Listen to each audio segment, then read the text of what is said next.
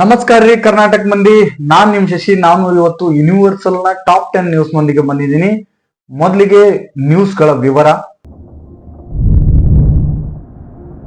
ಹುಬ್ಬಳ್ಳಿಯಲ್ಲಿ ದಿನೇ ದಿನೇ ಹೆಚ್ಚಾಗುತ್ತಿರುವ ಪುಡಿ ರೌಡಿಗಳ ಹಾವಳಿ.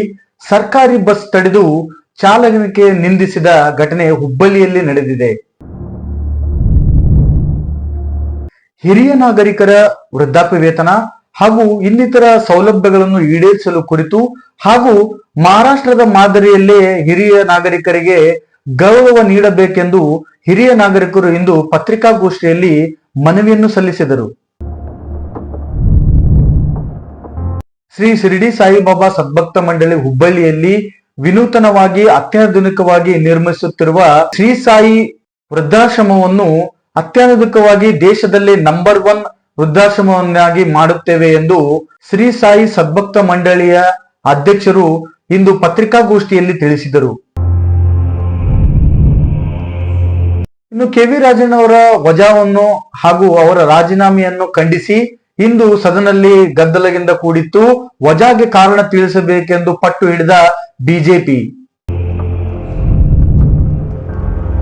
ರೇಣುಕಾಸ್ವಾಮಿ ಹತ್ಯೆ ಪ್ರಕರಣ, ನಟ ದರ್ಶನ್ ಹಾಗೂ ಪವಿತ್ರ ಗೌಡ ಇಂದು ಕೋರ್ಟಿಗೆ ಹಾಜರು. ಸೆಪ್ಟೆಂಬರ್ 9ಕ್ಕೆ ವಿಚಾರಣೆ ಮುಂದೂಡಿದ ಕೋರ್ಟ್. ಇನ್ನು ಹುಬ್ಬಳ್ಳಿಯಲ್ಲಿ ಅದ್ದೂರಿಯಾಗಿ ನೆರವೇರಿದ ಸಿದ್ದರಾಮರಾಜನ ತೆಪ್ಪದ ರಥೋತ್ಸವವನ್ನು ಕಣ್ತುಂಬಿಕೊಂಡ ಭಕ್ತ ಸಾಗರ.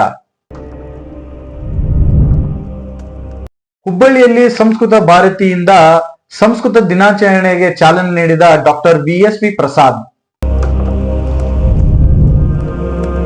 ಯೂನಿವರ್ಸಲ್ ನ್ಯೂಸ್ ವರದಿ ಬೆನ್ನಲ್ಲೇ ಎಚ್ಚೆತ್ತುಕೊಂಡ ಪಾಲಿಕೆ, ಬಾವಿಗಳ ಸ್ವಚ್ಛತೆಗೆ ಇಳಿದ ಪಾಲಿಕೆಯ ಪ್ರತಿಕ್ರಿಯೆ ನೋಡಿ ಸಂತಸಗೊಂಡ ಜನ. ಅಭಿವೃದ್ಧಿಗಳೇ ಇಲ್ಲದೆ ಹುಬ್ಬಳ್ಳಿಯ ರಸ್ತೆಗಳು ಸೊರಗುತ್ತಿದ್ದು, ಮಳೆ ಬಂದರೆ ಕೆರೆಯಂತಾಗುವ ಹುಬ್ಬಳ್ಳಿ ರಸ್ತೆಗಳಿಗೆ ಯಾವುದೇ ರೀತಿಯ ಕೊನೆಗಳಿಲ್ಲ ಎಂದು ಆಕ್ರೋಶ ವ್ಯಕ್ತಪಡಿಸುತ್ತಿರುವ ಹುಬ್ಬಳ್ಳಿಯ ಜನತೆ.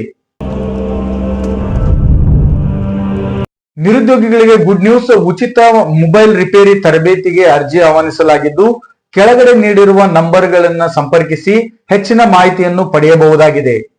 ಇದು ಇವತ್ತಿನ ಯೂನಿವರ್ಸಲ್ ನ ಟಾಪ್ 10 ನ್ಯೂಸ್. ಮತ್ತೆ ನಾಳೆ ಟಾಪ್ 10 ನ್ಯೂಸ್ ಒಂದಿಗೆ ಬರ್ತೀನಿ.